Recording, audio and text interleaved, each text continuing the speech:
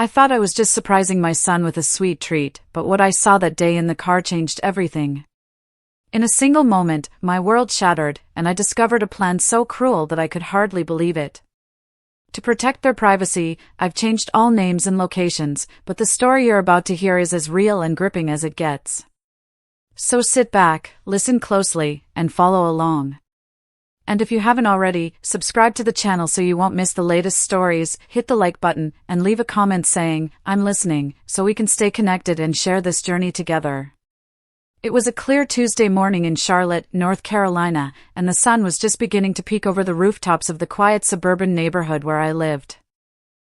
Linda Thompson, 63 years old, had spent the first part of the morning baking David's favorite dessert, caramel apple pie, the one I remembered he loved since he was a boy. The kitchen smelled sweet, warm, and comforting, a small piece of normalcy in what would become the most shattering day of my life. I had wrapped the pie carefully in a tin foil, tucked it into a paper bag, and quietly stepped out, my heart light with anticipation. I was going to surprise my only son, David, 38, at his office downtown, a small law firm on Tryon Street. I imagined the look on his face when he saw me holding his favorite dessert, and I couldn't help smiling, the kind of smile that made you feel like a young girl again. Pulling into the parking lot, I spotted his silver-blue sedan parked near the edge, just as I remembered it from last week. A mischievous idea popped into my mind: what if I hid in the back seat, just for a moment, and jumped out to surprise him? I chuckled softly to myself, crouching down, careful not to be seen. I slid the door open as silently as I could, my hands trembling with excitement, and lowered myself behind the driver's seat. The leather was cool against my palms, and for a moment, the world seemed still. Minutes ticked by slowly, each one stretching into an eternity. I could hear the faint hum of the air conditioner from a nearby building, the distant bark of a dog, the rustle of leaves. Then I heard footsteps approaching. My stomach twisted with anticipation as the car doors opened. David slipped into the driver's seat, but then, shock froze me in place. Another figure climbed into the passenger seat. At first, I thought it might be a colleague, someone from the firm, but then I heard the voice. Caroline. His wife. A wave of disbelief and confusion crashed over me. My first instinct was relief. Oh, how sweet, they're leaving together, I thought. But the words that followed made my blood run cold. Caroline's voice, calm and calculating, cut through the air like ice. "Are you absolutely sure no one will suspect anything when it happens?" she asked. I froze, my hands clutching the seat as if it were a lifeline. David's reply was colder than I ever imagined my son could sound. "Everything will look like a normal accident. No one will question it."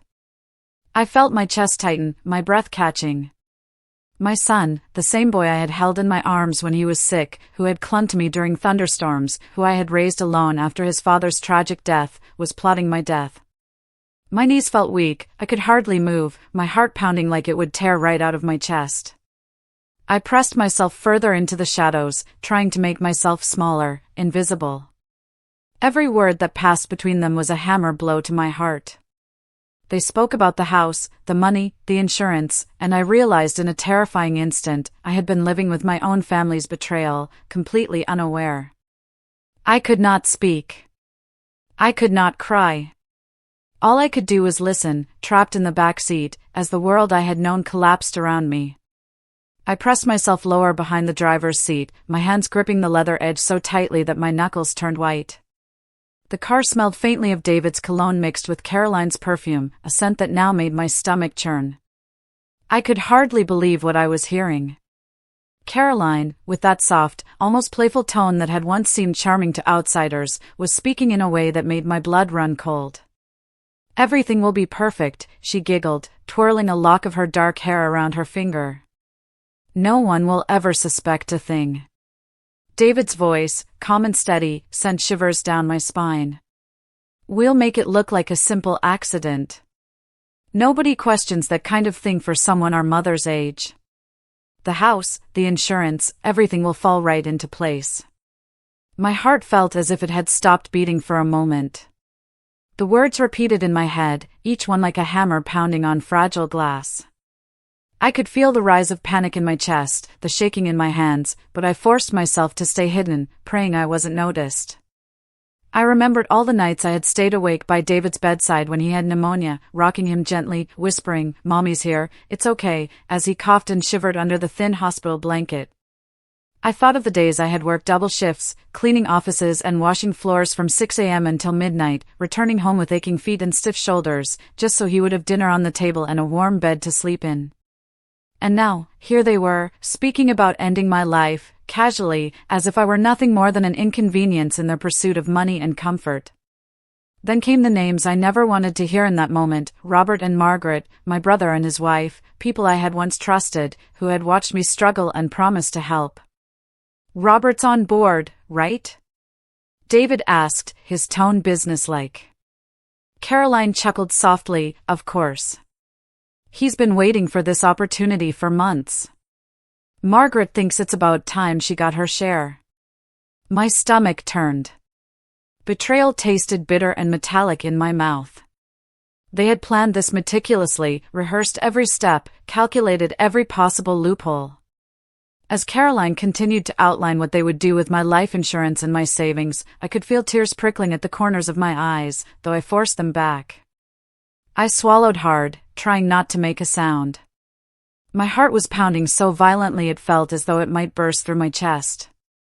I could hear the casual, almost gleeful way they spoke about taking what I had worked for all my life, my house on Elm Street, my modest savings, and the life insurance policy I had kept carefully tucked away for emergencies. I wanted to shout, to leap out of my hiding place, to scream, "I'm here. I can hear everything." But I couldn't. I had to remain invisible. Every laugh, every plan, every calculating word scraped against my soul like jagged glass. I could almost feel the life I had built, brick by brick, sacrifice by sacrifice, being dissected and claimed by the people I loved most. A shiver ran down my spine as David leaned back in his seat, muttering about timelines and funeral arrangements. Caroline's voice was silky but cruel. "By the time everyone's done grieving, we'll be ready to move into Myers Park." Imagine it, David, a brand new life, no interference, everything we wanted. My body trembled, not just from fear, but from the profound sadness that enveloped me. I realized, in that terrifying moment, that my loving, devoted son, the boy I had raised from a toddler after losing his father, was no longer the boy I knew. I closed my eyes for a brief second, taking a shaky breath. "Please, God," I whispered to myself, "don't let them see me." The car was silent except for their plodding and the distant sounds of the city. I could feel the world slipping away, but also a spark deep inside, a faint, stubborn light telling me that I had to survive, that I had to find a way to fight back, because what I had just overheard was real, and it was deadly serious. As I stepped back into my small home on Pine Street, the familiar creak of the front door sounded strangely foreign. The sunlight poured weakly through the faded curtains, and for a moment, I hardly recognized this place as my own.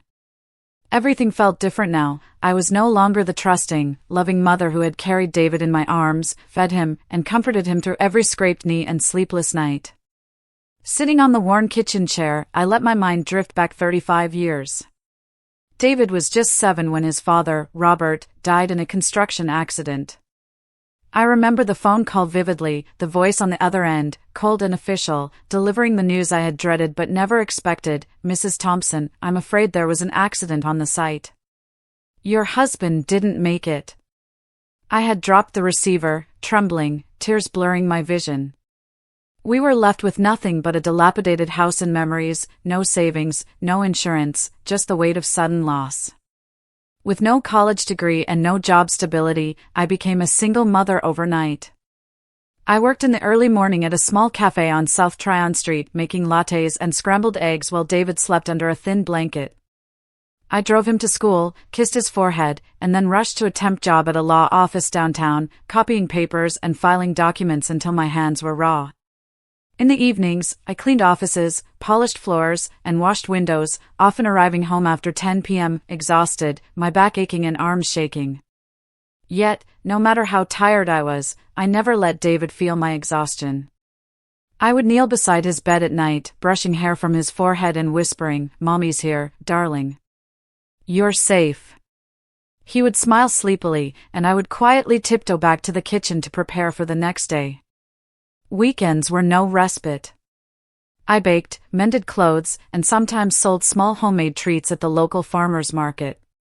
Every penny went into David's school supplies, his lunch money, his tiny computer for school projects.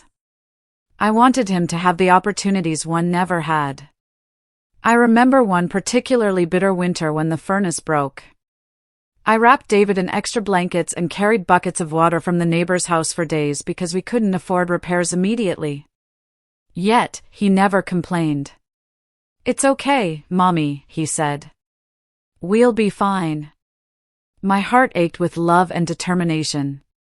I had promised myself that no matter how hard life got, David would never feel the crushing weight of poverty the way I had. I also recall the nights I sat at the kitchen table, poring over college brochures, calculating tuition costs, and figuring out how to save enough for a law degree. I would look at David's sleeping face and whisper, "You're going to be a lawyer one day, and I'll make sure you have every chance." Every sacrifice, from selling my wedding ring to skipping meals, was done silently, without complaint, fueled by an unshakable resolve. Now, sitting here, replaying these memories, the tears came freely. I had built a life for David, a foundation of love, hard work, and sacrifice. And yet, in that car, I had overheard him plotting against me, turning my life of devotion into a target for greed. The betrayal cut deeper than any hardship I had endured over the years. For a moment, I felt the weight of 35 years of love and sacrifice, and I realized that everything I had done had been with the hope of a better life for him, but he had become a stranger to that love. I whispered to myself, my voice barely audible, "I gave you everything, David. Everything, and this is what I get?" The memories of endless work, nights of worry, mornings of cold coffee and hurried breakfasts, all came rushing back, mingling with the heartbreak of realizing that my son, the boy I had nurtured and protected, was now capable of plotting my destruction. Yet beneath the despair, a spark of determination began to burn. I had survived this long, and I would survive this too. The smell of fresh-baked bread and cinnamon lingered in the small sweet home bakery on East Independence Boulevard, where I, Linda Thompson, often spent long hours kneading dough and frosting cakes. That morning, as the morning sun slanted through the dusty windows, I placed a batch of caramel apple turnovers into the oven, glancing at the clock nervously. It was almost 6 a.m., and after the bakery closed at 2, I would go straight to another job at a local law office, filing papers and copying documents until my arms ached. My hands were rough and calloused, my back stiff from hours bending over counters, but I had made a promise to David that nothing, not even exhaustion, would ever stand in the way of his dreams. The winter I needed to buy David a computer for his school projects, I faced a harsh decision. Our finances were tight, the bills from the old Pine Street house had eaten into our savings, and college was still years away. I stared at my wedding ring, the only remaining piece of sentimental value from my late husband, and whispered to myself, "He needs this more than I need this." With trembling hands, I placed it in the small velvet box and took it to the pawn shop downtown. The clerk, a young man with a polite smile, gave me a fraction of what it was worth. "It'll be enough for the computer," I told myself, forcing my lips into a small, resolute smile. That evening, David unwrapped the brand new computer, his eyes wide with excitement. "Mom, you didn't have to do this," he exclaimed, his voice a mixture of surprise and joy. I ruffled his hair, feeling a lump in my throat. "I wanted to, darling." "You deserve every opportunity," I whispered, my voice tight with emotion. Watching him boot up for the first time, seeing him type his homework with eager fingers, I felt an overwhelming surge of pride and hope, but also an undercurrent of exhaustion that never quite left me. When David earned a scholarship to attend UNC Charlotte's School of Law, I cried silently in the small living room of our house on Pine Street. I knelt beside the sofa, clutching the letter, and whispered to myself, every sleepless night, every sacrifice, it was all worth it. I wanted to celebrate, but the exhaustion of decades pressed heavily on me. I remembered the countless mornings I had risen at 5, preparing breakfast, packing his lunch, driving him to school, and then racing to the bakery or law office. My body ached, my shoulders burned, and yet I had never once allowed him to feel the weight of my struggle. I had reached out to my older brother, Henry, hoping for a loan or a bit of assistance for tuition. His response was curt, almost dismissive. "Linda, I can't risk my savings. He'll have to manage." I hung up the phone with my chest tight and a sense of disappointment pressing down on me, but I refused to falter. I doubled my efforts at night, baking pies and cookies, selling them at the weekend market, anything that could bring in extra money. I would remind David gently each time, "Focus on your studies, honey. Leave the rest to me." Weeks turned into months, and I watched David grow into a determined, bright young man, his eyes alight with dreams of a career in law. When he finally walked onto the UNC Charlotte campus on his first day, wearing the neatly pressed clothes I had saved for him, I stood a few feet away, hidden in the shadows of the trees, tears streaming down my cheeks. Every ache in my body, every sacrifice, every sleepless night, it all converged in that moment of triumph. He had everything I had ever hoped for him, a chance at a future I could only dream of when I was his age. Even as exhaustion dragged at my limbs, I ensured he never lacked anything: books, meals, clean clothes, encouragement. All of it was silent labor, invisible and unnoticed, done without expectation of thanks. I worked not for recognition, but for the quiet hope that he would one day walk through life with confidence, free from the struggles and limitations I had endured. "Mom," he said one evening, hugging me tightly after a long day of studying, "I couldn't have done this without you." I smiled, hiding the tears that threatened to betray the years of silent sacrifice. "You've got this, David," I whispered. "Now go make your future bright." It was a crisp spring afternoon in Charlotte, North Carolina, when David first brought Caroline home to meet me. The sky was clear, the sunlight glinting off the old brick of our Pine Street house, but for the first time in years, I felt a knot of unease tighten in my chest. Caroline stepped out of her sleek black SUV with an air of effortless elegance, her heels clicking sharply on the pavement. She wore a tailored cream blazer, a silk blouse, and designer sunglasses that made her seem untouchable, almost impervious. David, standing beside her in a casual button-down shirt and jeans, looked nervous but proud. "Mom, this is Caroline," he said, his voice warmer than usual, though there was a hint of formality that didn't sit right with me. Caroline extended a hand with a polite smile. "It's so nice to finally meet you, Mrs. Thompson. David has told me so much about you." Her words were courteous, but as she stepped inside the house, I felt her gaze sweep over the living room with quiet judgment. She lingered by the faded floral couch, her eyes scanning the worn carpet, the scuffed wooden floors, and the peeling paint on the walls. "Oh, David, this is quaint," she said, a laugh in her voice that sounded more like a tease than genuine amusement. "Don't you think it's time for a home that matches your lifestyle?" My stomach sank. I tried to smile, but the words struck like a small knife, reminding me that the world I had built for David, every sacrifice, every sleepless night, was no longer enough in Caroline's eyes. Over the weeks, I noticed a change in David. His visits became less frequent, and when he came, the conversation subtly shifted toward money, insurance, and the value of our house. One evening, as he sipped coffee in the kitchen, he casually remarked, "Mom, have you ever thought about refinancing the house? It could be worth quite a bit if you wanted to move somewhere more modern." I felt my throat tighten. His tone was calm, almost conversational, but the intent behind the words gnawed at me. Caroline was always nearby during these visits, her presence like a constant shadow. She would comment on everything from the appliances to the furniture. "David, your mother deserves better," she said one afternoon, tilting her head as she examined the old kitchen cabinets. "It's time for a life that matches your ambitions." I nodded politely, hiding the pang in my heart. As days turned into weeks, I began to see a side of David I hadn't before, a subtle detachment, a quiet deference to Caroline's opinions, and a surprising interest in the value of our modest savings and life insurance. He started asking questions that seemed innocent on the surface. "Mom, is the insurance up to date? Just curious. Have you thought about selling the old house?" At first, I told myself he was just concerned, but deep down, I felt the insidious shift in his priorities. Every time they visited together, my heart ached. I would watch David open the door, greeting me with a smile that no longer reached his eyes, while Caroline followed, scanning the rooms with sharp, critical eyes. I remembered all the years I had devoted to raising him, and I couldn't reconcile this polite, calculating stranger of a son with the little boy I had rocked to sleep through fevers and nightmares. One rainy afternoon, Caroline casually remarked while we were having lunch in the kitchen, "David, I think Mom's house has potential, but it's time for a place that truly reflects who we are now." David didn't argue.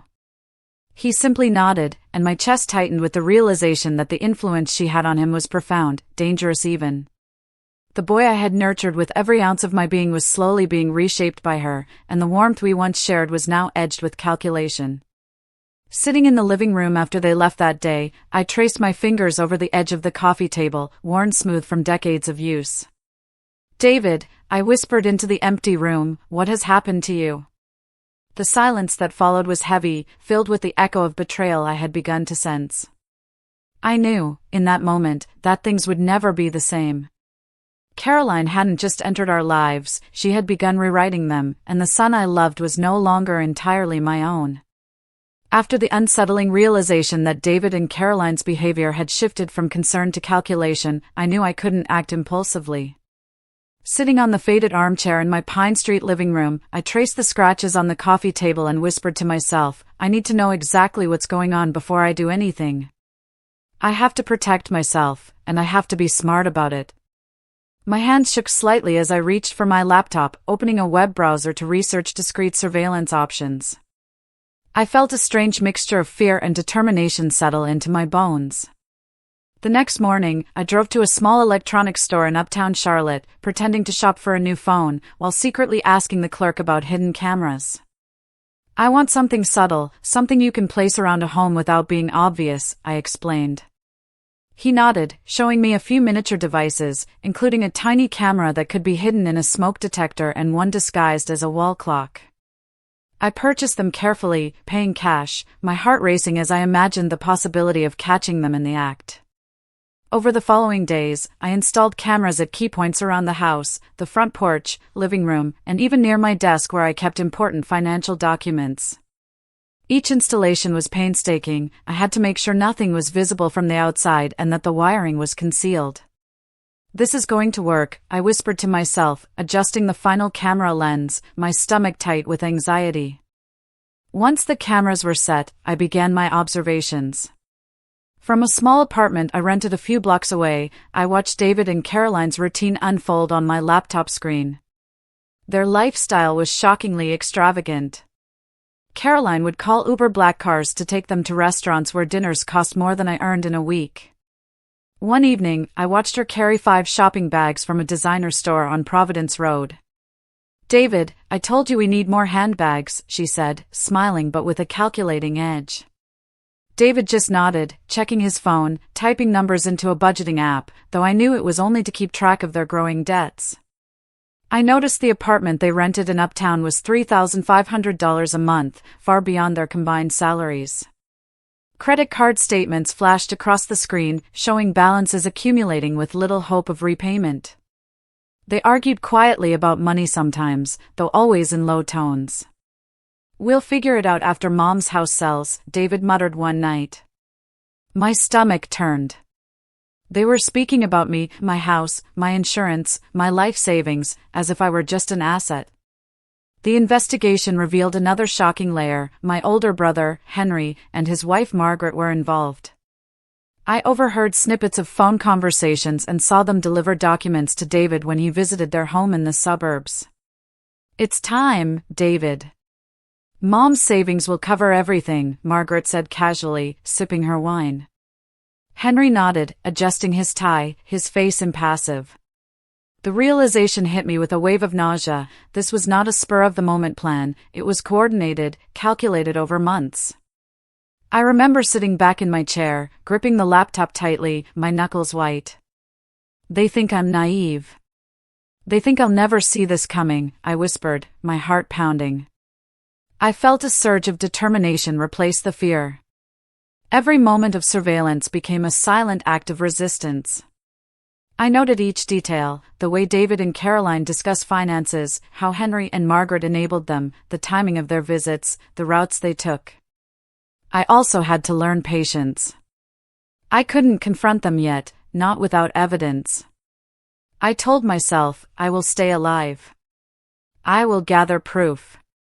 And when the time comes, they will not get away with this. The days blurred together, filled with quiet observation, meticulous note-taking, and tense anticipation. Every beep from the laptop, every shadow in their apartment, confirmed my suspicion. Their greed was real, and they would not hesitate to act. Sitting in that dimly lit apartment, watching them on the screen, I felt a strange combination of fear, grief, and resolve. The family I had trusted, the people I loved, were no longer safe for me. But I had a plan forming in my mind, and I clung to it like a lifeline. I will protect myself, I whispered, tears brimming in my eyes. And I will make sure the truth comes out. The late afternoon sun cast long shadows across Providence Road in Charlotte as I parked my old sedan in front of my brother Henry's house. I could feel my heart hammering in my chest, each beat a mixture of fear, anger, and determination. The white colonial house looked pristine from the outside, with its neatly trimmed hedges and freshly painted shutters, a stark contrast to the turmoil brewing inside my mind. I straightened my blouse and smoothed my skirt nervously, whispering to myself, I need answers. I need the truth. I rang the doorbell, my knuckles trembling. Margaret opened the door with a polite but practiced smile, as if she always knew who was coming. Linda, what a surprise, she said, her voice sweet but with a sharp edge. Come in, Henry's just finishing up some work. I stepped inside cautiously, feeling the familiar scent of polished wood and lemon-scented cleaner. Henry appeared from the living room, adjusting his tie, and greeted me with a tight-lipped nod. Linda. What brings you here? I took a deep breath, forcing calm into my voice. I need to talk about David, about the plans you've been making with him, and about the debts that you've involved him in, I said, keeping my tone steady despite the churning fear inside me. Henry's expression hardened immediately, and Margaret's smile flickered. Debts? Plans? I don't know what you're talking about, Henry replied, though the tension in his jaw betrayed him. Margaret chimed in, her voice rising slightly. Linda, we're just trying to help the family. David has always needed guidance, and well, you know, money doesn't grow on trees. I felt my chest tighten, anger rising like a tide. Help the family? I asked, my voice trembling with both hurt and disbelief. You mean help yourselves? You know exactly how much I have in savings, you know about the insurance, and you've been planning all this for months. Henry shook his head impatiently, stepping closer. Linda, calm down. You're overreacting. We're just making sure everything is taken care of. You're reading too much into it. I could feel my hands clench into fists. Overreacting? I repeated, my voice sharp. Do you realize what this means? That you, my own brother, and your wife are manipulating my son, scheming to take what I've worked a lifetime for? Do you have any idea what it feels like to watch the people you love turn against you? Margaret's face grew defensive. Linda, we didn't turn against you. We're just trying to secure the future for David. You've always been so focused on him that you didn't consider anyone else. I could barely contain my tears. So all those nights I worked until midnight, sold my wedding ring, baked extra pies, sacrificed everything, that means nothing to you? I asked, my voice breaking but laced with anger. Henry crossed his arms, his face a mask of impatience. Linda, we know about your finances, yes. But it's because we need to plan responsibly. Nothing more. We never intended to hurt you. I took a step closer, my voice low but unwavering. Planning responsibly? Do you call planning my death responsibly? Do you call using your own son to manipulate and steal from his mother responsible?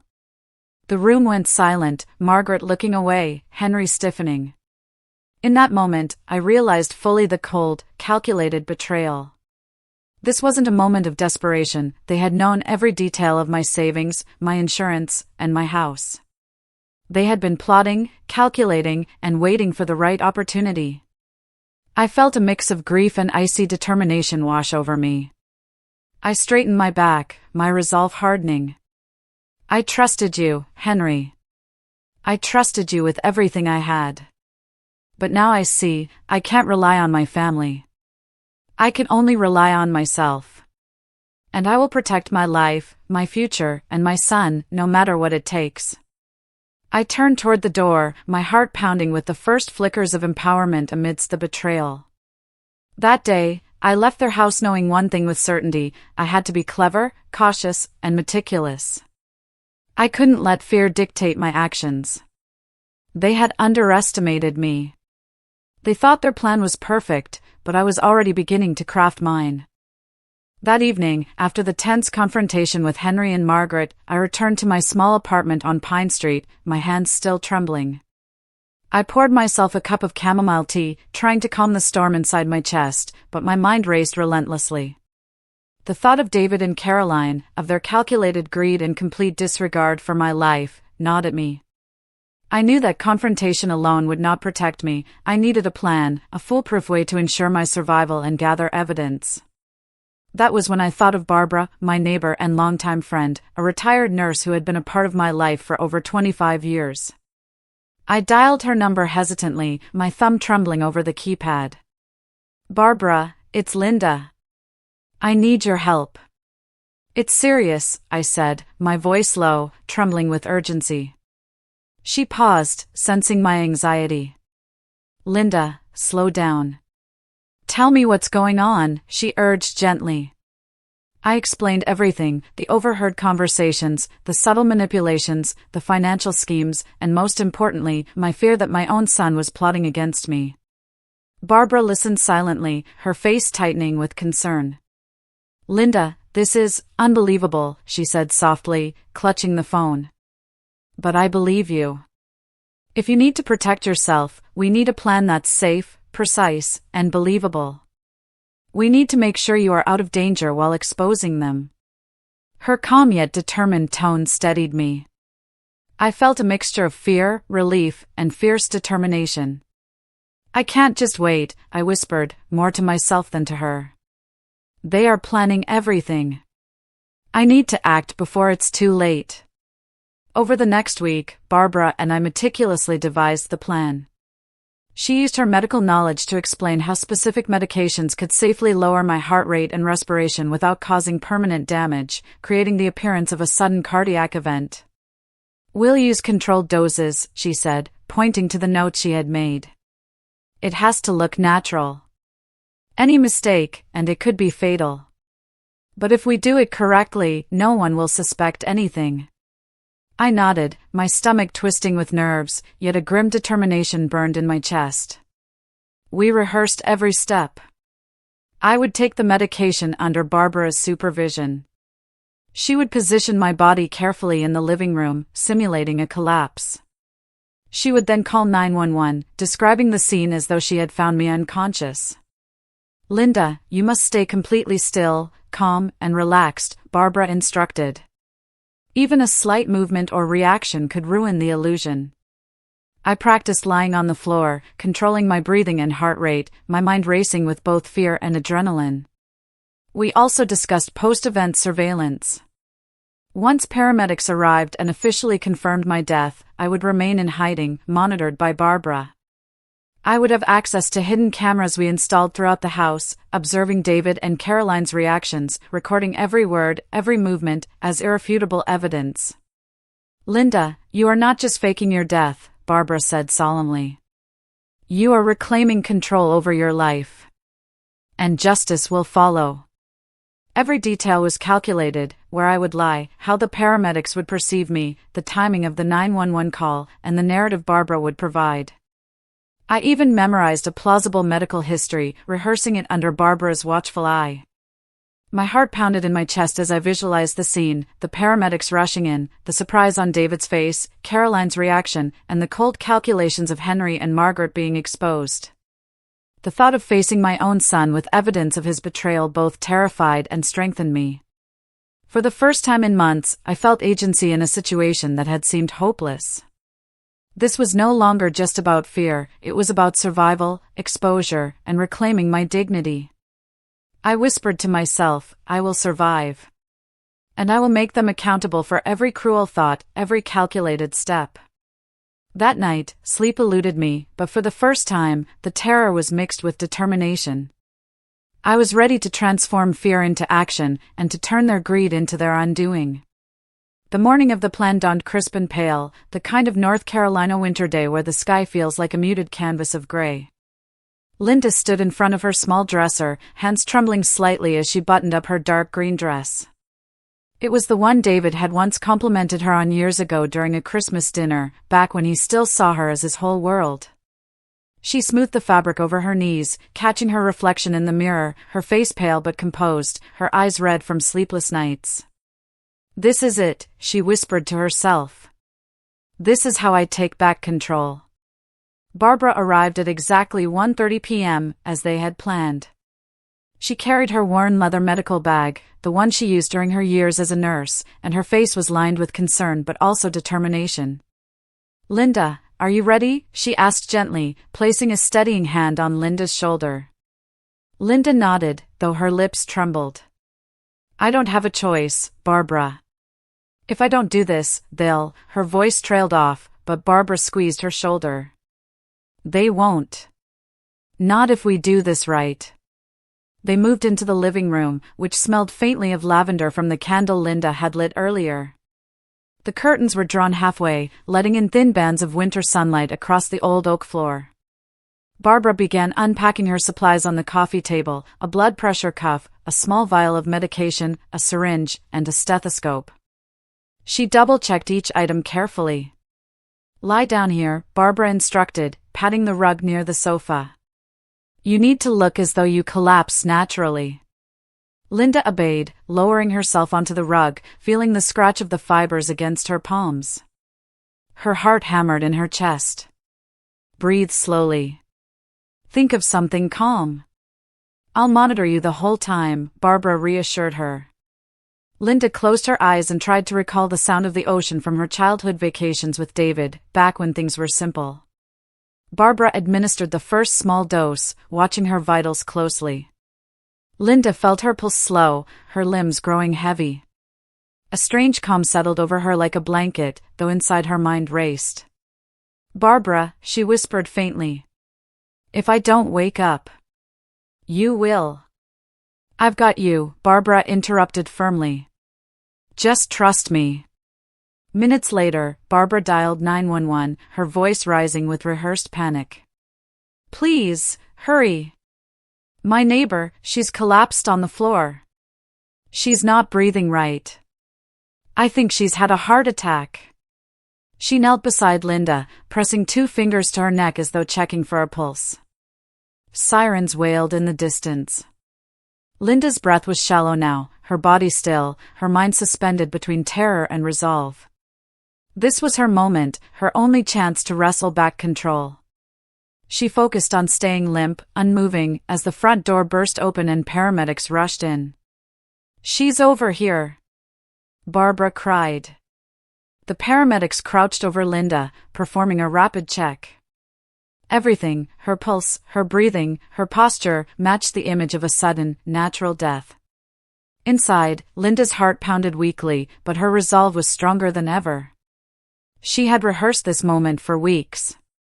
Now, she was no longer just a mother, she was a survivor, carefully orchestrating her own rebirth. When Linda finally opened her eyes, the dim light of Barbara's basement greeted her. The space smelled faintly of antiseptic mixed with old wood polish, a strange comfort in its familiarity. Her body felt heavy, every limb weighted as if she were waking from a long, deep sleep. The medications had done their job perfectly, slowing her heart and breathing to almost imperceptible levels, creating the illusion that she had died moments ago.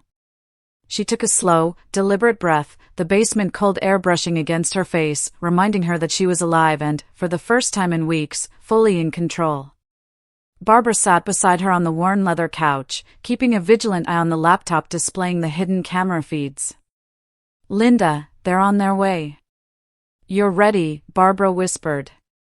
Linda's stomach churned with a mixture of fear, anger, and anticipation. She adjusted herself slightly on the cushions, careful not to disturb the delicate equilibrium of her pulse.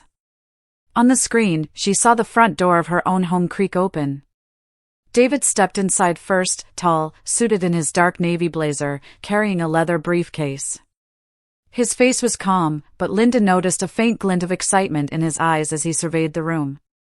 Caroline followed, gliding in with a designer handbag swinging from her arm, her expression scrutinizing, critical. Henry and Margaret trailed behind, their eyes darting from table to table, checking drawers and cabinets with methodical precision. Linda's heart ached as she watched them handle her belongings. David picked up the carved oak clock she had bought for him as a child, turning it over in his hands as though appraising it for value rather than sentiment. Caroline opened the china cabinet, running her fingers over her grandmother's delicate porcelain, murmuring, "Not worth much, but still, something." Henry rifled through a pile of papers on the desk, muttering under his breath about account numbers and insurance policies, while Margaret scoffed, "Finally, the money we deserve." The sheer coldness of their actions sent a pang through Linda's chest. "They're treating my life like a ledger," she whispered to Barbara, her voice trembling. "Every object, every document, it's all numbers to them." Barbara's hand tightened around hers. "Record everything, Linda. Every glance, every word. This is your proof." Linda leaned closer to the laptop, focusing intently. She saw Caroline lift the jewelry box, inspecting each piece with a calculating look. "Old costume jewelry," Patricia said sharply. "Don't waste time on that. Let's find the real valuables." David located her savings ledger and the envelope containing her life insurance policy. He read aloud the numbers, his voice steady, almost businesslike. Savings $12,000, life insurance $150,000, with the house sale, that covers everything. A chill ran down Linda's spine. Her own son was discussing her assets like they were a simple transaction, while she remained hidden, alive, and watching everything unfold. The family laughed, quietly at first, then with increasing confidence, their greed spilling over. They even tossed a framed family photograph into the trash, the one from her and David on his first day of kindergarten, with a casual disregard that broke Linda's heart yet strengthened her resolve. "I can't believe this," she murmured to Barbara. "They've completely forgotten what family means." Barbara nodded, eyes fixed on the screen. "And that's exactly why this has to be public. They think they've won, but the world will see who they really are." Linda exhaled slowly, feeling a mix of sorrow, fury, and determination. Every cold glance, every dismissive remark, every calculated movement was now her evidence. She pressed a hand to the laptop, her fingers brushing the screen as if trying to imprint the moment into her memory. She would use every second of this surveillance, every reaction, every greedy smile, to expose the cruel plan. For the first time, she felt empowered, not just as a mother, but as a strategist, a witness, and a judge. Her son, her family, had revealed their true selves, and she would ensure the world saw it too. Linda pressed her face closer to the laptop screen, the grainy image of her living room filling her vision. The muted winter sunlight filtering through the half-drawn curtains cast long shadows across the hardwood floor, highlighting every movement of David, Caroline, Henry, and Margaret. She felt a cold shiver crawl down her spine as the reality of their cruelty unfolded before her eyes. David, wearing his usual crisp navy suit, opened the old oak cabinet with a precise, almost clinical motion. He pulled out stacks of papers and folders, flipping through bank statements and insurance policies with a detached efficiency. "Savings, life insurance, everything is accounted for," he said aloud, his tone devoid of any emotion. It was as if he were reading a ledger rather than the life of his own mother. Caroline, perched elegantly on the armrest of the sofa, held up a small, tarnished jewelry box. She giggled lightly, a sound that grated on Linda's nerves like metal on glass. "This old thing? Hardly worth our time," she murmured, then tilted the box in the sunlight, inspecting every piece of jewelry as though appraising an antique rather than honoring a family heirloom. Linda's hands clenched tightly in Barbara's basement, her knuckles turning white. Margaret, her face sharp and imperious, leaned over the coffee table and spat out words that sliced through Linda's chest. "Finally, it's about time she's gone," she said, her voice dripping with satisfaction. Linda's breath caught, her stomach knotting with a mix of grief and fury. She could see the exact contempt in Margaret's eyes, a woman who had once relied on Linda's generosity now reveling in her perceived victory. Henry, methodical and focused, rifled through drawers and cabinets, tossing aside old photographs with a dismissive flick of his wrist. Linda watched as a framed picture of her and David from his first day of school tumbled to the floor. Useless, he muttered under his breath. Every discarded item, every casual glance at her life's memorabilia, felt like a stab directly into her chest. David's voice cut through the room again, calm and chilling. "We need to be practical. Mom is gone. Now it's about our rights and what we're owed." There was no hesitation, no remorse, just cold calculation. Caroline nodded beside him, her smile tight and satisfied, as though the world had finally tilted in their favor. Linda's heart ached, but amid the pain, a spark of determination ignited. She whispered to Barbara through the tiny earpiece, every gesture, every word, record it all. "This is the proof we need." Barbara's calm nod was the only comfort Linda had, grounding her amidst the storm of betrayal unfolding on the screen. The family continued their meticulous search, moving from room to room with the precision of hunters marking territory. They examined every drawer, every cabinet, every surface where valuables could be hidden. Each action, each murmured comment, was a testament to their greed and disregard for the life Linda had built. As Linda watched, a strange mix of emotions coursed through her: anger, heartbreak, and a profound sense of power. This was more than evidence, it was validation. The faces she loved, the hands she had raised, now revealed their true selves. And Linda knew, in that moment, that the world would see it too. She exhaled slowly, feeling a tense strength build in her chest. Every shred of cruelty, every flicker of malice, was documented, preserved. This was no longer just her story, it was a weapon. Linda leaned back, her eyes unwavering from the screen, as a sense of resolve replaced despair. The raw, unfiltered greed of her family had shown her the path forward, and she would see it through to the end. I knew that quietly watching them pillage my life wasn't enough. The images on Barbara's laptop were proof, yes, but proof only mattered if someone would believe me, if someone would put it in front of other people. So I did what I never imagined I would, I picked up the phone and called a reporter. It felt like stepping from the shadows into bright light. "WBT-TV? This is Karen Mitchell speaking," the woman at the other end said with the crisp, professional cadence of a seasoned journalist. I told her my name, Linda Thompson, my street, Pine Street, and the truth as I understood it, my son and several relatives were plotting to seize my house and life insurance, and I had recordings to prove it. I expected skepticism. Instead, there was a pause and then a steady, businesslike voice. "Bring everything you have to Channel 3's downtown office. If what you say is true, we'll consider running an investigative piece." Her words felt like a rope being thrown to me. 2 days later I sat in Karen's small conference room on Tryon Street, a cup of now-cold coffee in my hands while she watched the clips I'd compiled. The footage was rough, grainy camera angles, muffled voices, but the meaning was unmistakable, my family planning my death like a business transaction. Karen's eyes darkened, then brightened with the focused intensity of someone who knew how to turn outrage into action. "We can run this live," she said slowly, "but you must understand, this will change everything." I nodded. I had already changed. We planned it down to the minute. Karen arranged for her producer to be on standby, for a camera crew to set up discreetly on my front walk, and for the station's legal team to review every clip.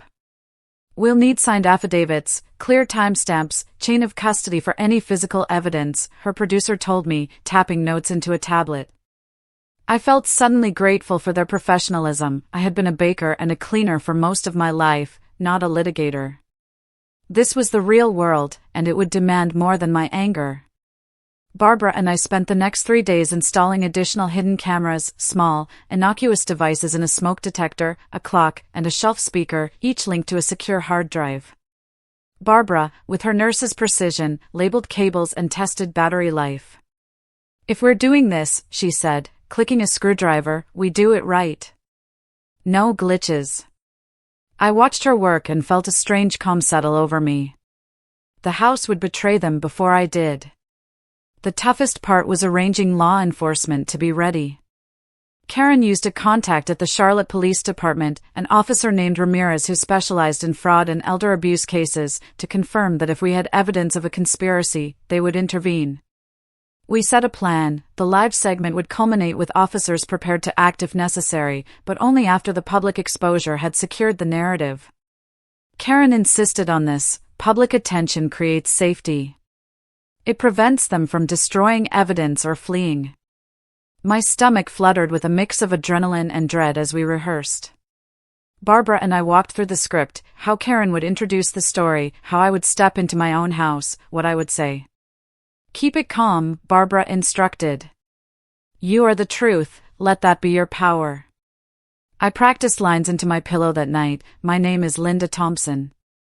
For 35 years I raised my son alone. These are the people who would take that from me. On the morning we set the date, Saturday at 3, my hands shook as I laid out my red dress, the one I'd chosen to make the moment unmistakable. It felt theatrical, and maybe it was. I was about to turn life into a stage because the world had little sympathy for quiet suffering alone.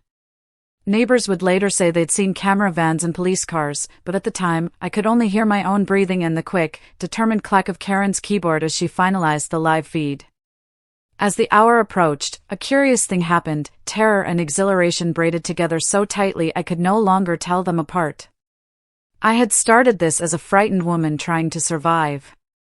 Now I was an actor in a plan of exposure, armed with recordings, witnesses, and a network who believed me. I prayed silently, not for revenge, but for clarity, for the truth to land like a clean stone so that everyone could see the faces behind the greed. The cameras were ready, the police were on alert, and I was ready to step from the shadows and let the world watch. Saturday morning arrived with an eerie calm, the kind that presses against your chest and makes every sound outside feel amplified. I stood in my small bedroom on Plaza Road, the sunlight filtering through half-closed blinds, dust motes floating lazily in the golden rays. I slipped into the red dress I had worn to David's college graduation, the fabric soft but weighted with memories, the scent faintly of lavender from the laundry detergent Barbara insisted on using. "You'll look perfect," she said, adjusting the collar gently, her hands steady despite the tension in the air. I nodded, my stomach twisting in a mixture of fear, anticipation, and determination. Every time I glanced in the mirror, I saw not just a mother, but a woman ready to confront betrayal.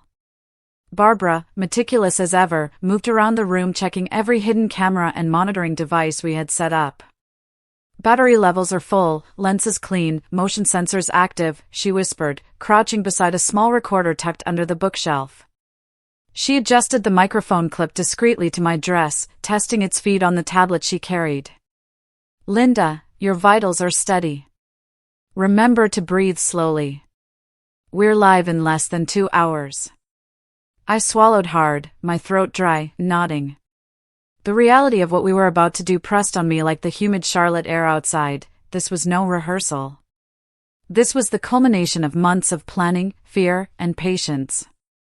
At 2:30 p.m., Karen Mitchell arrived, her presence both grounding and electrifying. She brought her small team, cameras in tow, checking angles and lighting as if preparing for a primetime broadcast. Everything looked solid. Audio's clear. "We're ready to cut live at 3, she said, her professional composure a balm to my frayed nerves. I followed her instructions, moving slowly from the room to the front foyer, each step deliberate, practiced. My hands rested lightly on the banister, my heart hammering but my expression calm. I kept telling myself, this is your moment. You are in control. Outside, the driveway was quiet at first. Then, like clockwork, the sound of tires crunching on gravel signaled the arrival of my family. David's black SUV pulled into view, Caroline's laughter spilling from the open windows. Henry and Margaret followed behind in their silver sedan. I could see them from the small peephole we had installed near the front door. They were smiling, confident, oblivious to the storm about to descend upon them. "They have no idea," I murmured under my breath, the words tasting like both relief and fire. I took a deep breath, feeling the tension in my shoulders melt slightly with the knowledge that I had prepared every detail.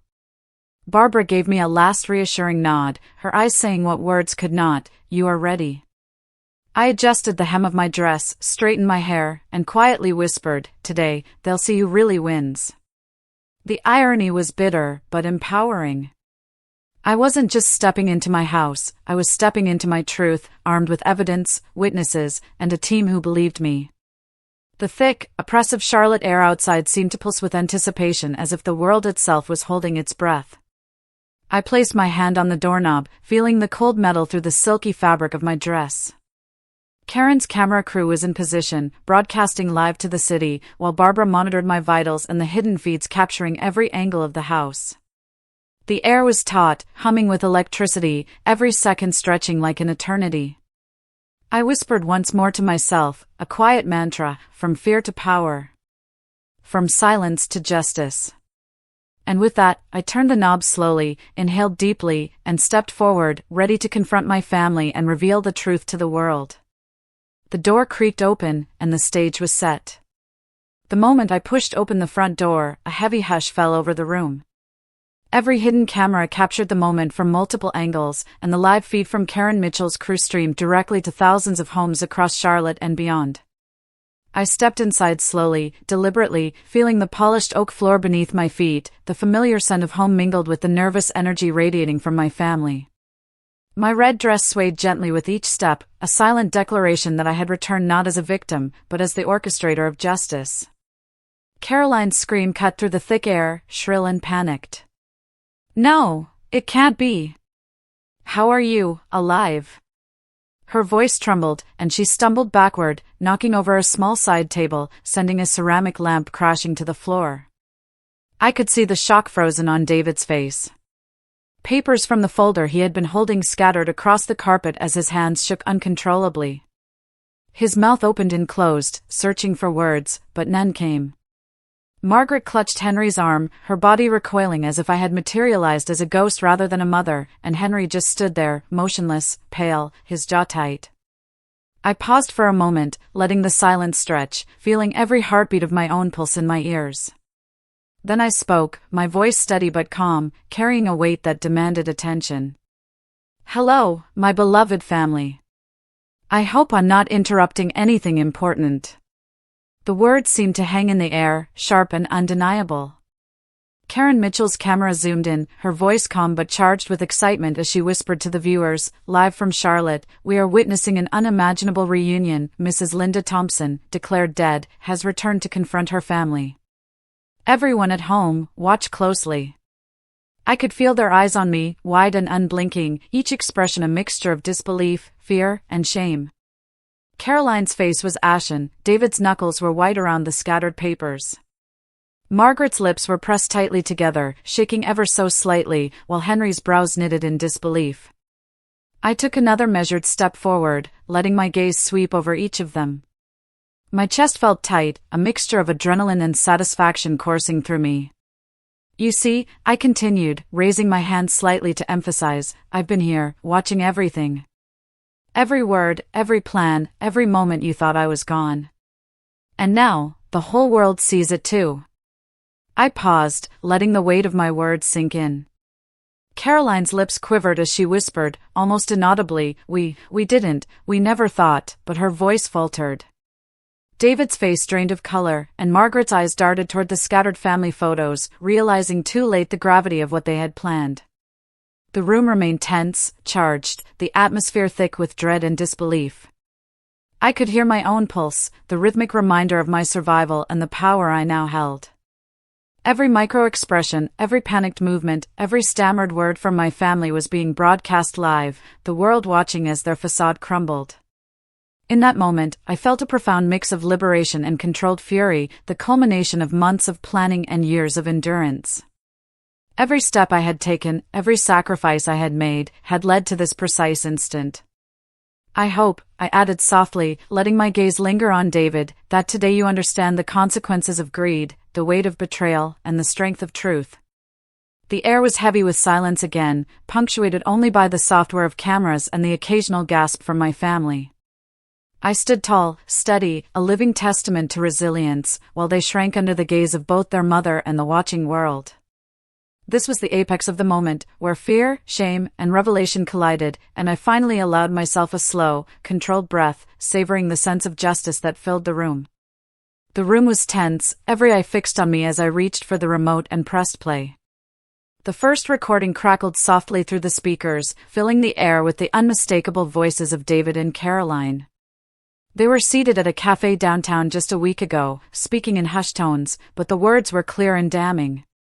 Caroline giggled nervously. "Are you sure no one will suspect? It has to look like a natural accident." David's voice was cold, methodical. "Everything will appear normal. No one will question it." My chest tightened, a mixture of grief and righteous anger boiling inside me. I could see the color drain from their faces as the playback continued. The next clip revealed Margaret and Henry sitting in the sunlit living room of my old house, papers and legal documents spread across the coffee table. They spoke in calm, precise tones about dividing my assets, the house on Plaza Road, the investments, even small family heirlooms. Margaret laughed softly, the kind of laugh that makes your skin crawl. "Finally, we can get what's ours without her interfering." Henry nodded, adding with a smirk, "We just need to make sure it all happens while she's gone." I could barely keep my hands from trembling as I controlled the playback, watching them betray me so casually, so devoid of shame. I turned slowly to face them, letting my gaze linger on David.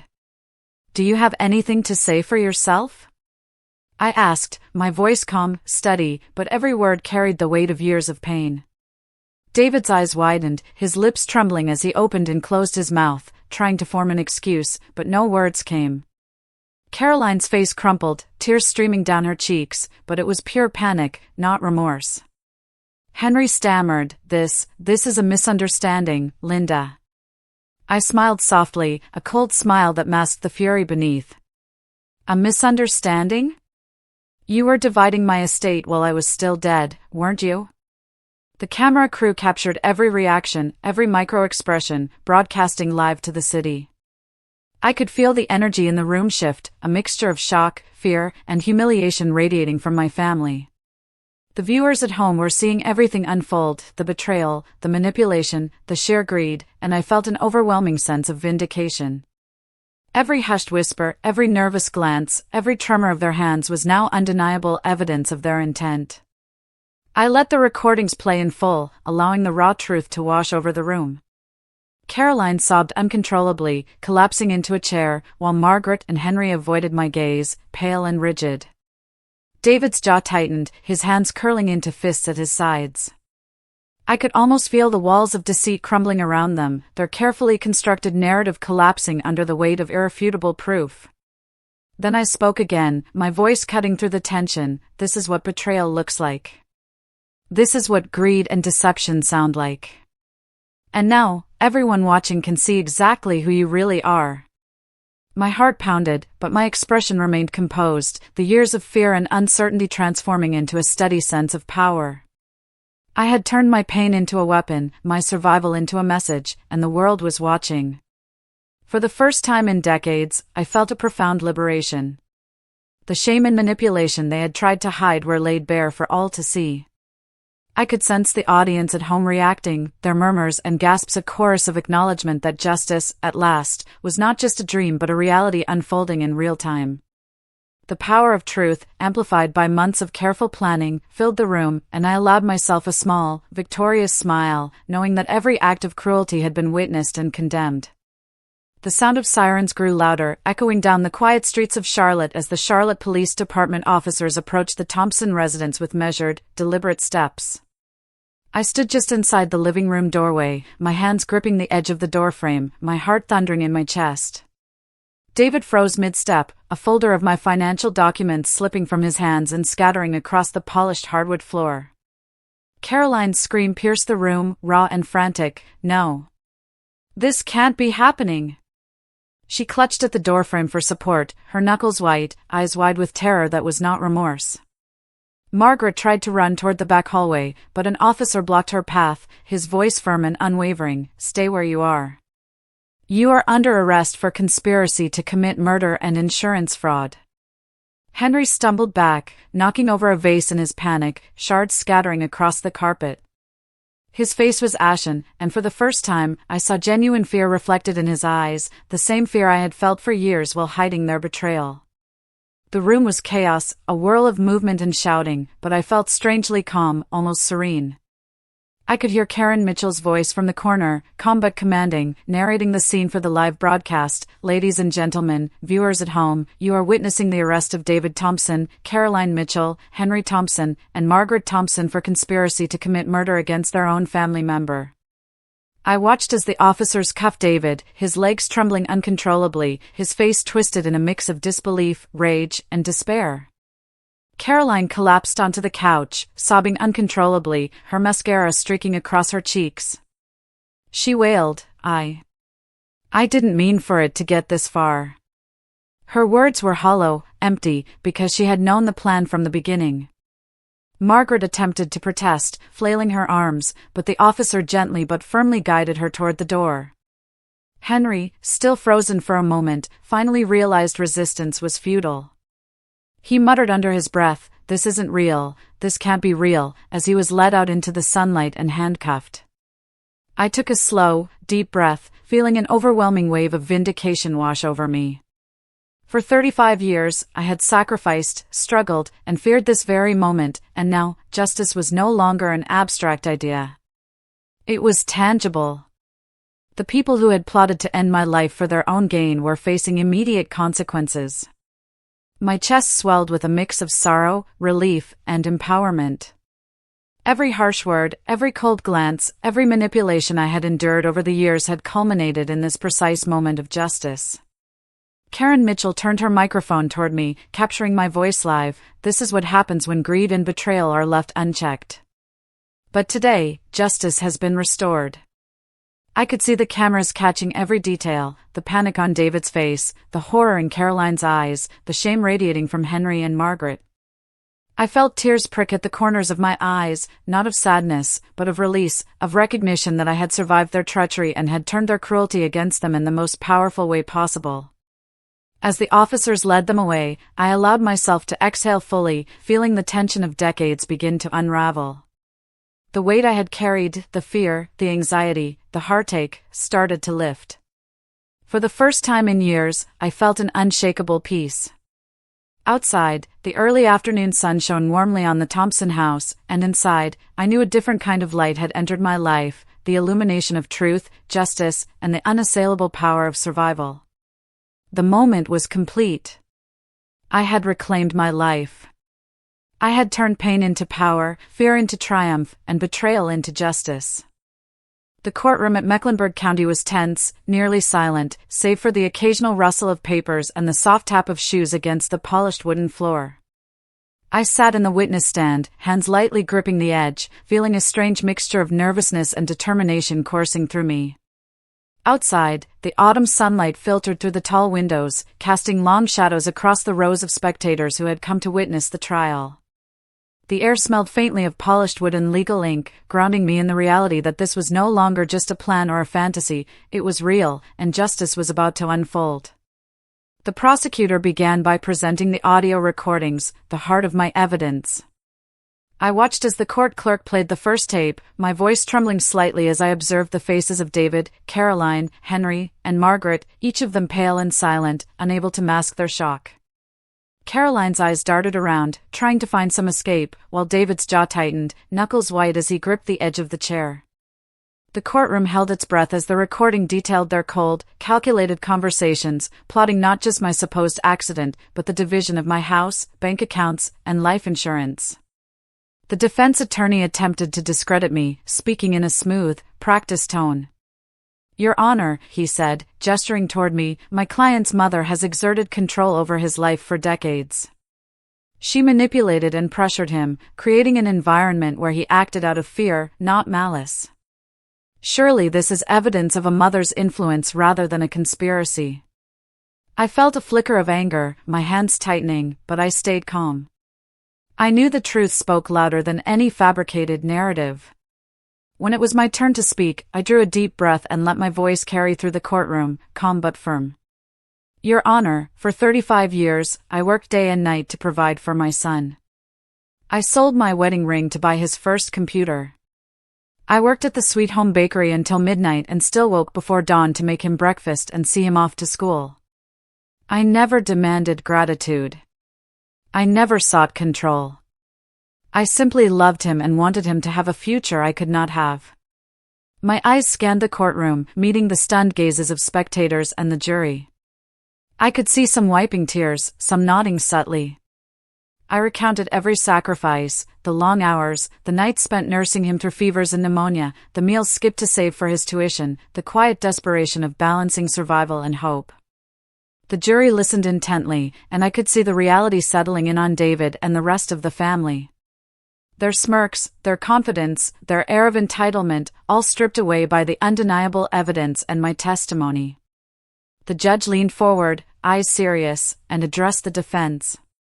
The recordings were obtained within the plaintiff's own residence and pertained directly to a criminal conspiracy against her life.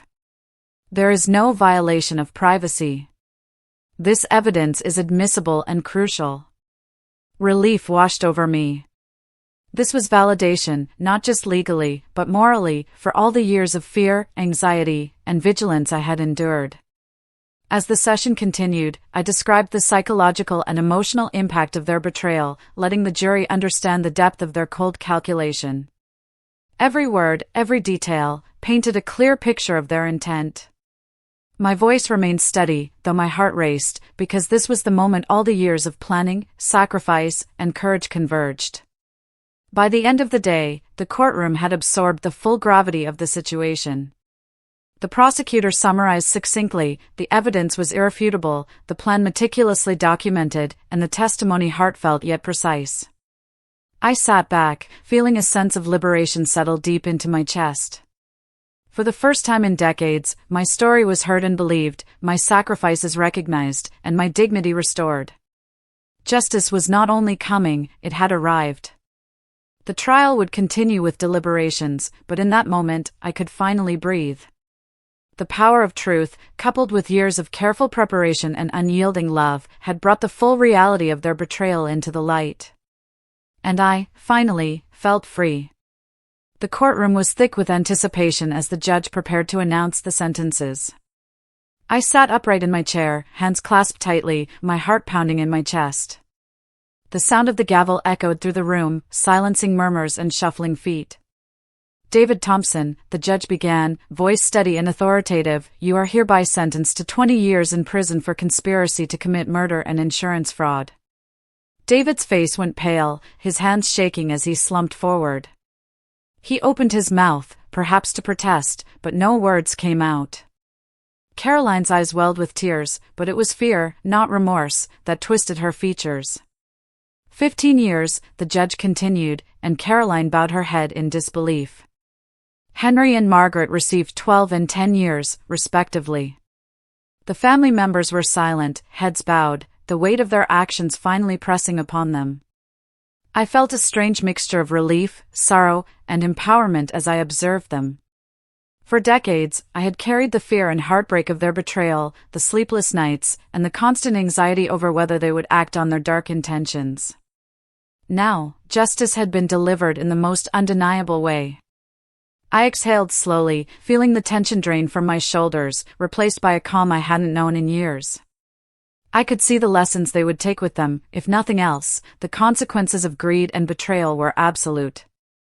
After the court proceedings, I stepped outside into the crisp Charlotte afternoon. The sunlight bathed me in warmth, and I allowed myself a small, private smile. I had survived, and more importantly, I had reclaimed my life. The old house on Pine Street, a place saturated with painful memories, had to go. I sold it swiftly, choosing to leave behind the echoes of fear and treachery. With the proceeds, I purchased a new home near Barbara, my longtime friend and ally, in a quiet, leafy neighborhood. It was a sanctuary, a place where I could finally breathe freely and rebuild the life I had nearly lost. Determined to transform my pain into purpose, I decided to dedicate a substantial portion of my assets to causes that resonated deeply with me. A foundation to support single mothers, ensuring they could provide for their children's education and well-being, became my mission. Additionally, I established a scholarship fund for deserving students, offering them the opportunities that had been my guiding light for David. Each donation, each new student supported, felt like reclaiming a piece of the life I had almost been robbed of. I also began to surround myself with what I now call my chosen family, friends and allies who had shared in my struggles or who had been quietly supportive throughout the ordeal. They became the pillars of my new life, providing love, understanding, and companionship that blood alone could not guarantee.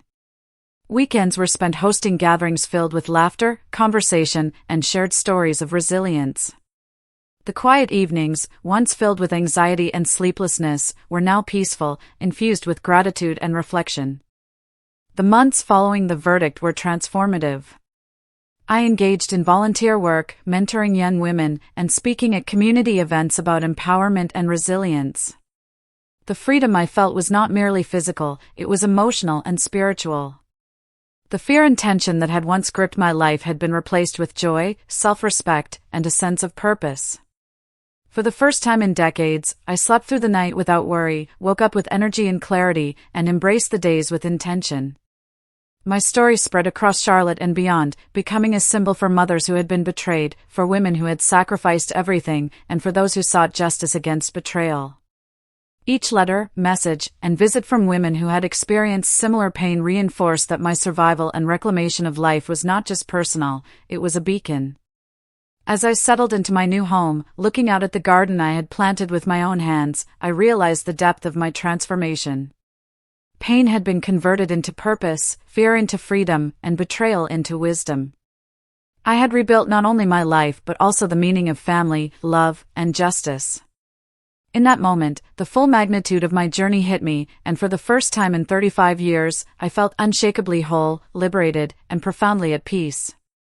Linda Thompson sat in the sunlit kitchen of her new home on Maplewood Lane, the gentle hum of her refrigerator and the faint chirping of birds outside forming a serene soundtrack to a life she had fought so hard to reclaim. At 65, she had finally achieved a peace she had once thought impossible.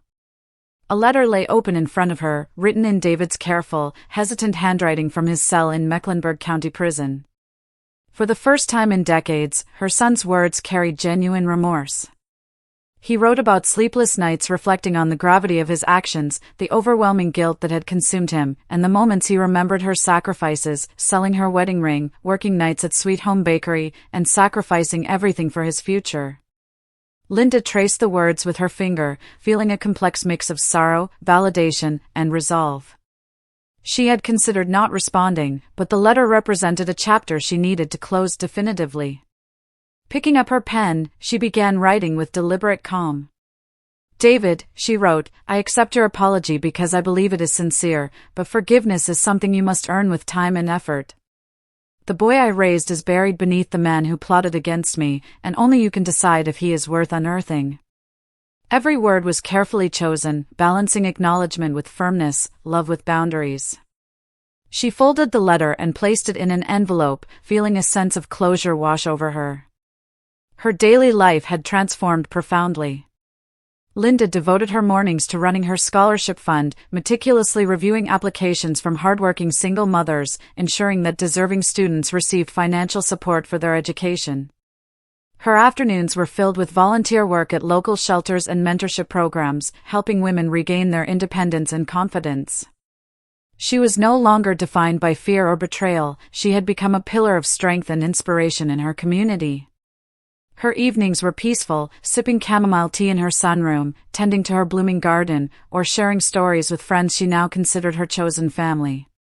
Social media and local news coverage of her story had made her a symbol for mothers everywhere who had been betrayed or taken for granted. She received letters and messages from countless women sharing their struggles, their losses, and their triumphs. Through these connections, Linda found a new family, a network of women who understood the depth of sacrifice and the pain of being undervalued by those who should have cherished them. One of these women, Gabrielle, had experienced similar betrayal, and their friendship blossomed into a sisterhood stronger than any blood tie. Together, they shared laughter, tears, and advice, forming a community based on trust, support, and unconditional love. Linda's nights were quiet and reflective, a stark contrast to the restless, fear-filled nights of her past. She would sit in her favorite armchair, the same chair she had watched over David from as a child, now filled with sunlight and serenity, and allow herself to feel gratitude for her survival. She had learned that true family was not defined by blood but by loyalty, love, and shared values. She had learned to recognize the power within herself to transform pain into purpose, betrayal into empowerment, and fear into liberation. The letter from David, while sincere, would remain unanswered for a long while, not out of anger but as a boundary, a reminder that while reconciliation might someday be possible, her life and peace would not be jeopardized.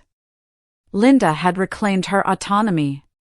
She was free to live fully, to love freely, and to dedicate her life to causes that mattered. Every morning she woke, she felt the thrill of a life rebuilt on her terms. The lessons of resilience, justice, and chosen family had created a life richer than any wealth her biological family could have provided. Linda Thompson, once trapped in fear and betrayal, now flourished at 65. Her home smelled of fresh flowers and baked bread, her days were purposeful, and her nights were serene. She had become an advocate, a mentor, and a symbol. She had proven that even in the face of unimaginable betrayal, one could find peace, purpose, and a family built on genuine love. Her story was no longer one of fear and deception, it was a testament to resilience, empowerment, and the extraordinary possibility of rebirth, even in the later chapters of life. Linda Thompson sat quietly on the wide stone bench in her backyard, her gaze sweeping across the garden she had planted herself over the past few months. The late afternoon sun cast a warm, golden glow on the rows of lavender, roses, and daisies that swayed gently in the breeze. Each flower was a small victory, a symbol of life reclaimed after decades of betrayal and heartbreak. She breathed deeply, letting the scent of soil and blossoms fill her lungs, feeling a profound sense of peace she had never known in her previous home on Pine Street. Her hands, calloused from years of work and sacrifice, rested in her lap, tracing the faint lines on her fingers as she reflected on the journey that had led her here. The house behind her was quiet, save for the occasional chirp of birds and the soft hum of the refrigerator from the kitchen. Inside, she had set up a small desk by the window where she had been writing her story, a memoir she hoped would inspire others. Her laptop screen was open, filled with the paragraphs detailing her life, the sacrifices, the betrayals, the moments of despair, and finally, the triumph of reclaiming her life. Linda leaned back, letting her chair tilt slightly as she read over her own words. "Family isn't just who gives you life," she whispered softly, as if testing the weight of her own insight. "It's who loves you unconditionally, who helps you live fully, and who stands by you even when the world turns its back." Her phone buzzed with messages from women across the country.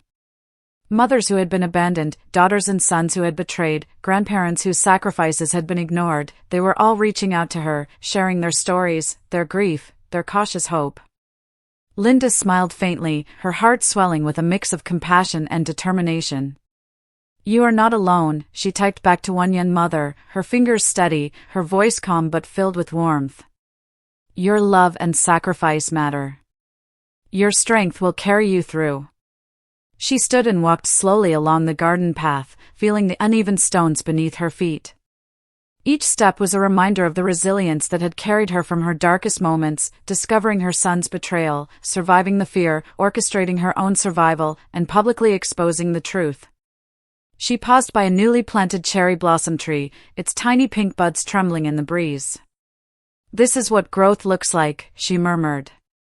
"Even after pain, after betrayal, after fear, life can bloom again." Linda reflected on her journey with a mixture of solemnity and joy. She had learned that power did not come from wealth, status, or blood ties, it came from the courage to act, to protect oneself, and to demand respect. Her home, her garden, and the scholarship fund she had established were all extensions of that power, tangible reminders that she had reclaimed her life. She had transformed her pain into a mission, her betrayal into a message for the world. Sitting back on her bench, Linda gazed at the horizon, where the sun was slowly dipping behind the rooftops of Charlotte. The warmth of the fading sunlight caressed her face as she whispered aloud, a quiet prayer and a statement of triumph. "Even from betrayal, even from hurt, we can rise. We can find strength. We can create joy. True family is the one who lifts us, who stands by us, and who loves us without conditions." Her story, now circulating widely online, was inspiring thousands. Mothers, daughters, and sons who had suffered in silence found hope in her words. She received emails, letters, and social media messages, each one a testament that her journey had meaning beyond her own life. Linda realized that through sharing her experience, she had created a network of chosen family, people bound not by blood but by shared courage, resilience, and compassion. As the evening settled, Linda returned inside to her cozy kitchen, the sky painted in hues of orange and violet. She poured herself a cup of chamomile tea, inhaling the soothing aroma. She looked out the window at her garden once more, and for the first time in decades, she felt complete. The pain of the past had not disappeared, but it had transformed into wisdom, strength, and fulfillment. She smiled, whispering one final thought to herself: even from pain, even from betrayal, life can be beautiful, full, and mine to cherish. Linda Thompson, 65 years old, had not only survived her family's betrayal, she had transcended it. Her days were now filled with purpose, her nights with peace, and her heart with the satisfaction of living a life rebuilt on love, justice, and the courage to choose one's own family. She had proven that even the deepest wounds could give rise to extraordinary strength and a life truly worth living. Linda sipped the last of her chamomile tea, feeling the warmth spread through her chest, mingling with a profound sense of accomplishment. She gazed once more out at her vibrant garden, the flowers swaying gently in the Charlotte breeze, a living testament to resilience and renewal. Each bloom reflected the journey she had taken, from betrayal, fear, and heartbreak to empowerment, justice, and love. Her home, filled with laughter from her chosen family, echoed with stories, warmth, and the kind of unconditional support she had never received from her biological family. The weight of the past seemed lighter now, replaced by purpose and serenity. She placed her mug on the counter and walked toward the small study where her laptop remained open. Messages from viewers and readers were pouring in, mothers sharing their own stories of sacrifice, women seeking hope, people inspired by her courage. She smiled softly, feeling a deep connection with those who had endured betrayal, neglect, or exploitation. "You are not alone," she whispered, thinking of each message. "Your love and sacrifices matter. And you have the power to reclaim your life, just like I did." Linda paused to reflect on the lessons learned. Life had taught her that true family is not defined by blood but by those who love unconditionally, who protect, support, and nurture without selfish motives. She recalled the years of struggle raising David alone, the betrayals that had cut her deeply, and the painstaking process of exposing their deceit while maintaining her dignity. Every challenge had forged her resilience, every act of malice from others had sharpened her awareness, and every step she had taken toward justice had strengthened her heart. With a renewed sense of mission, she looked directly into the camera, imagining the thousands who had watched her story unfold. "Remember," she said softly, yet firmly, "it's never too late to take control of your life. Protect yourself, embrace those who truly care, and never let betrayal define you. True love and family are built on respect, loyalty, and kindness, not money, not power, not greed." She leaned back, letting the sun illuminate her face, the faint smile of contentment lingering. If you found inspiration in this story, please consider liking this video, sharing it with others, and subscribing to the channel to follow more real-life stories of courage, resilience, and justice. Don't forget to leave a comment saying "I am listening" so we can continue to connect and grow together through these experiences. Linda Thompson's journey reminds us that even after pain and betrayal, life can be rebuilt with courage, love, and integrity. Her story is a testament to the power of standing up for oneself, the importance of chosen family, and the possibility of finding joy and fulfillment even after profound suffering. See you in the next video.